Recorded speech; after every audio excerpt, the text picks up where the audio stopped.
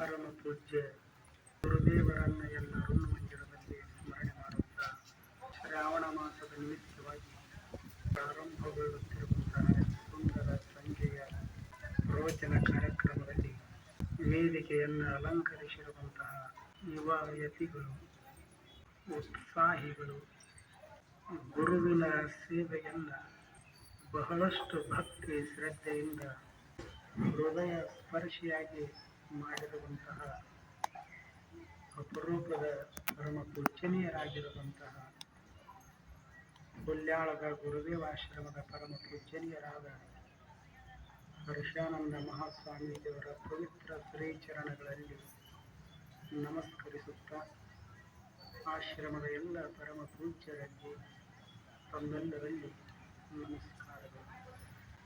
ಮಾನವನಿಗೆ ಮಹಾದೇವನಿತ್ತ ದಿವ್ಯ ಕಾಣಿಕೆ ಸುಂದರವಾದ ಬದುಕು. ಬದುಕಿನಂಥ ವಸ್ತು ಪ್ರಪಂಚದೊಳಗ ಮತ್ತೊಂದಿಲ್ಲ.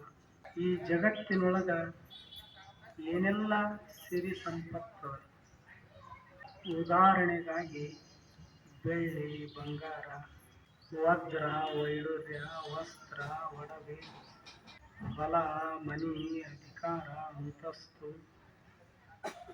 ಎಲ್ಲವುಗಳಿಗೂ ಸಹಿತ ಬೆಲೆ ಕಟ್ಟಾಕ ಬರ್ತದೆ. ಆದರೆ ಬದುಕಿಗೆ ಬೆಲೆ ಕಟ್ಟಾಕ ಬರುವುದಿಲ್ಲ. ಅಷ್ಟು ಅದ್ಭುತವಾದ ಬದುಕನ್ನು ಭಗವಂತ ನಮಗೆ ಕೊಟ್ಟ.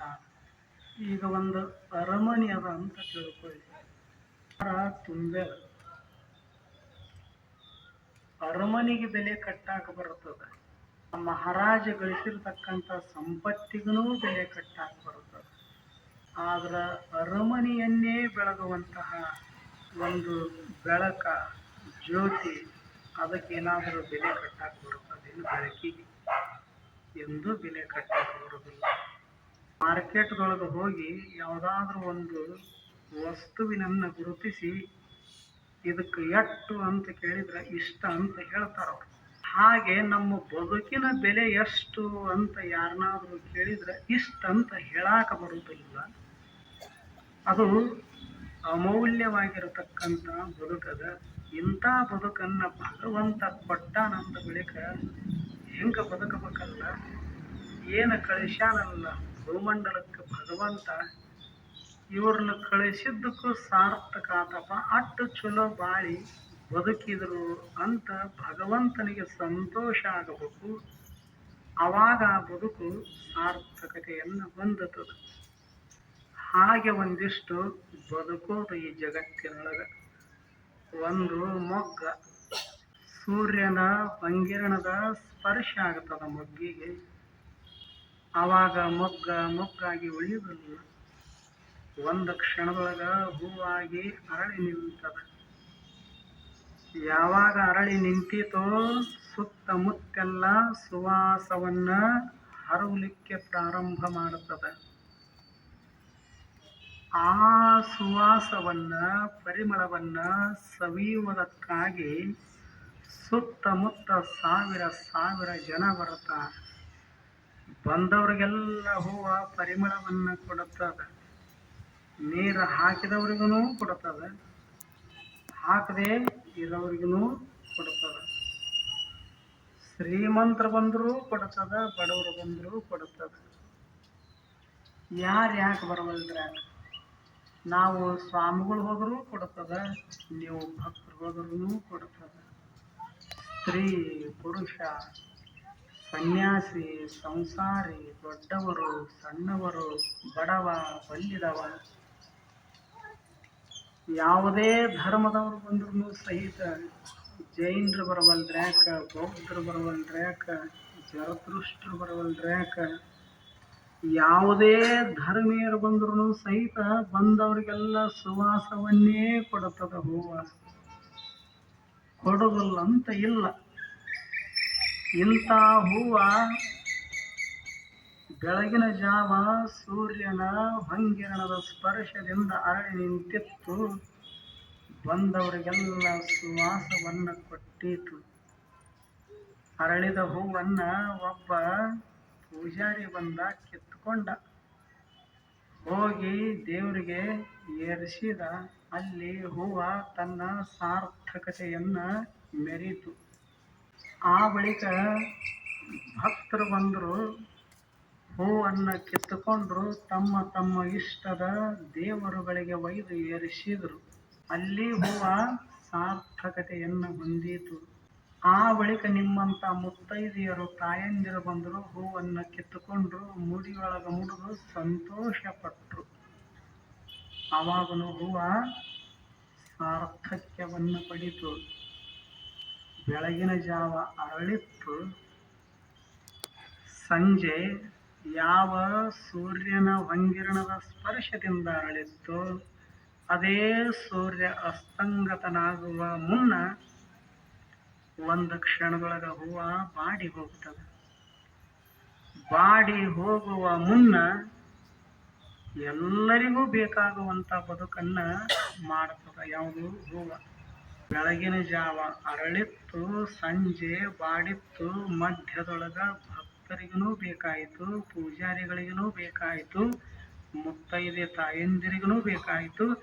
ಇಂಥವ್ರಿಗೆ ಬೇಡಂತಿಲ್ಲ ಹೂವ, ಎಲ್ಲರಿಗೂ ಬೇಕಾಗುವಂತ ಬದುಕನ್ನ ಮಾಡಿತು ಹೂವ.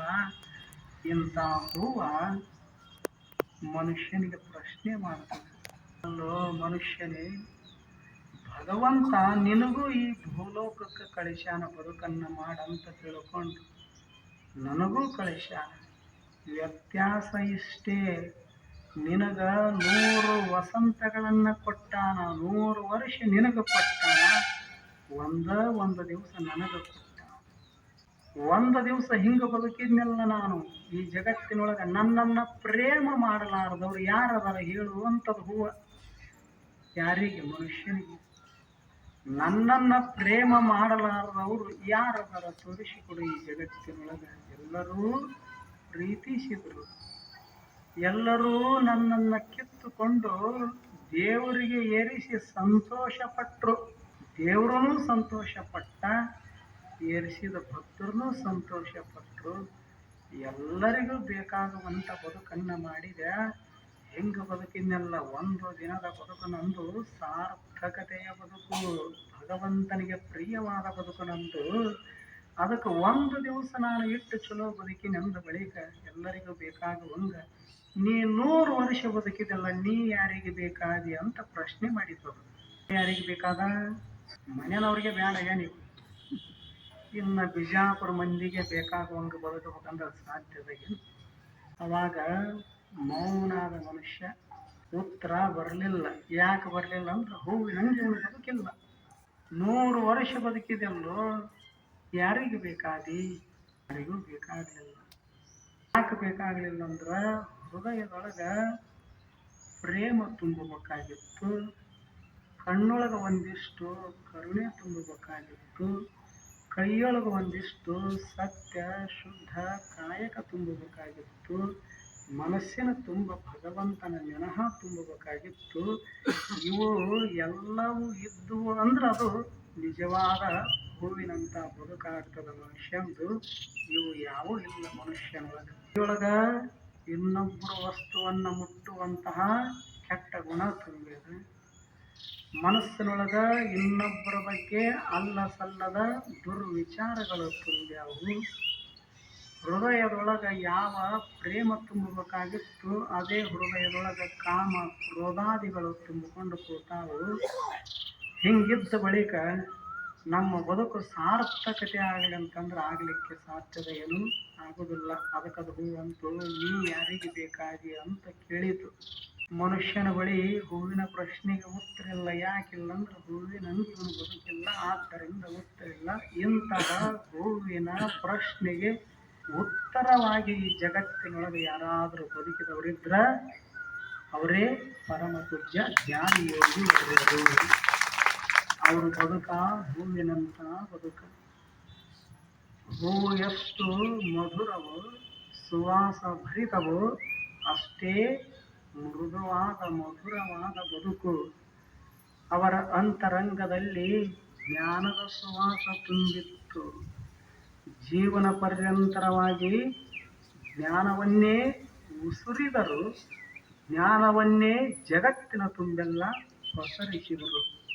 ಆದ್ದರಿಂದ ಗುರುದೇವರ ಬದುಕ ಅಂದ್ರ ಅದು ಭಗವಂತನಿಗೆ ಪ್ರಿಯವಾದ ಬದುಕು, ಜಗತ್ತಿನ ಜನಗಳಿಗೆ ಪ್ರಿಯವಾದ ಬದುಕಲ್ಲ. ಜಗದೀಶ ಸಹಿತ ಹೌದು ಅಂದಿರ್ಬೇಕು. ಹಂಗ ಬದುಕಿದ್ರು, ಹೆಂಗ ಬದುಕಿದಾಗ ಭಗವಂತನಿಗೆ ಸಂತೋಷ ಆಗ್ತದೆ. ಎಟ್ಟ ಅಪರೂಪದ ಬದುಕನ್ನ ದಿವ್ಯ ಕಾಣಿಕೆಯಾಗಿ ಕೊಟ್ಟಿದ್ದೆ, ಎಷ್ಟು ಚಲೋ ಕಳಿಸಿದ್ದೆ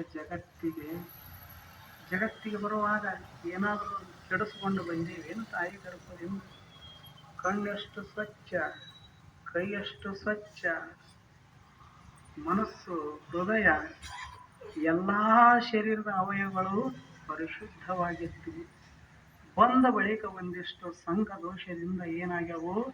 ನೋಡಬಾರದನ್ನ ನೋಡಿ ಕಣ್ಣ ಕೆಟ್ಟಾವು, ಕೇಳಬಾರದನ್ನ ಕೇಳಿ ಕಿವಿ ಕೆಟ್ಟಾವು, ಮುಟ್ಟಬಾರದನ್ನ ಮುಟ್ಟಿ ಕೈ ಕೆಟ್ಟವು, ಹೋಗಬಾರದ ಜಾಗದೊಳಗೆ ಹೋಗಿ ಕಾಲು ಕೆಟ್ಟಾವು, ಮಾಡಬಾರದ ಕೆಟ್ಟ ವಿಚಾರಗಳನ್ನ ಮಾಡಿ ಮನಸ್ಸು ಕೆಟ್ಟದ, ಆಡಬಾರದ ಮಾತುಗಳನ್ನಾಡಿ ಬಾಯಿ ಕೆಟ್ಟದ. ಕೆಡಕ್ಕೆ ಇನ್ನೇನು ಉಳಿದಿಲ್ಲ ಅಂದ್ರೆ ಎಲ್ಲ ಮುಗಿದದಂತ ಕತಿ. ಎಷ್ಟು ಕೆಡಿಸ್ಬೇಕಾಗಿತ್ತು ಅಷ್ಟೆಲ್ಲ ಕೆಡಿಸ್ಕೊಂಡು ಕೂತಿ.